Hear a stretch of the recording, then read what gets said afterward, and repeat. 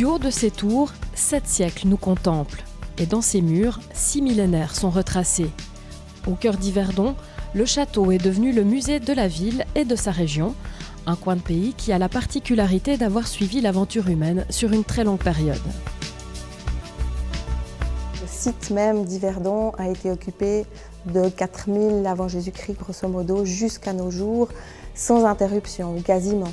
Donc on a vraiment une population qui s'installe à Yverdon durant le néolithique, et puis auxquelles succéderont d'autres populations à l'âge du bronze, aux âges du fer, à l'époque romaine, à l'époque médiévale. Jusqu'à nos jours, on a une occupation du site continue. Qui n'a jamais rêvé de voir s'animer son livre d'histoire? Mieux que des mots, ce sont ici les objets qui racontent. Mis dans leur contexte à l'aide d'illustrations, ils guident le visiteur au fil des époques.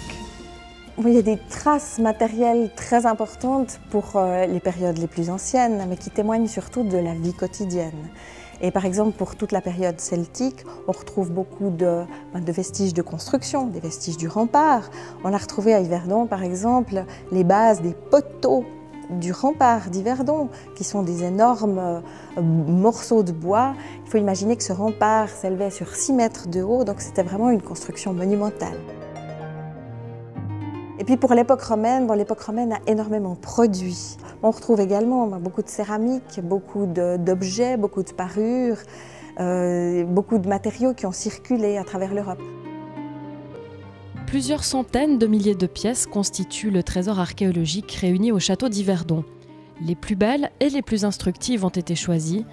Des trouvailles qui ne cessent de s'étoffer comme les découvertes entre les années 70 et 80 de 2 embarcations gallo-romaines exceptionnellement bien conservées.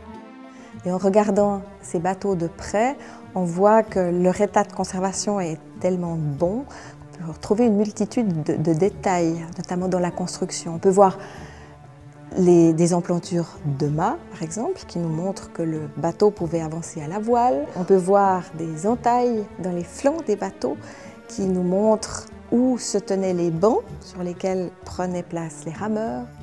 On peut voir une foule de détails de cette manière-là, et notamment les techniques de construction des bateaux.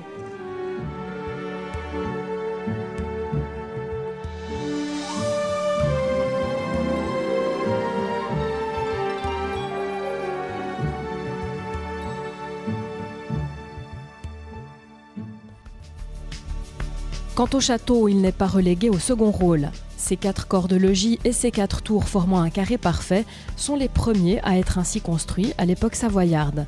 Et là encore, chaque siècle a laissé une trace. Le château a été transformé, a beaucoup évolué, donc les visiteurs n'y retrouveront pas aujourd'hui le château médiéval d'origine. En revanche, il y a des rénovations qui ont intervenu au cours de ces dernières années, et puis on a essayé de laisser les différents éléments de la vie du bâtiment visibles. On n'a pas voulu intervenir de manière trop lourde. Donc maintenant, on y verra un petit peu toutes les époques. Du château médiéval, c'est clair. On pourra voir aussi des salles d'apparat d'époque bernoise, avec des très belles peintures murales. On pourra voir des charpentes, notamment dans les tours des 16e, 17e siècles. Même l'Égypte ancienne est présente ici. Une curiosité locale, ramenée des bords du Nil en toute légalité par un Yverdonois. La momie de Néchou et son trousseau constituent l'ensemble funéraire le plus complet conservé en Suisse.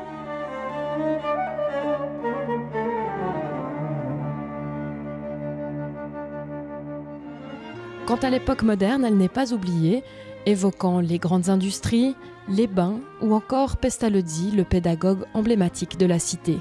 Enfin, comme un clin d'œil au XXIe siècle naissant, c'est par un iPod que les curieux désireux de ne rien rater pourront suivre une visite commentée.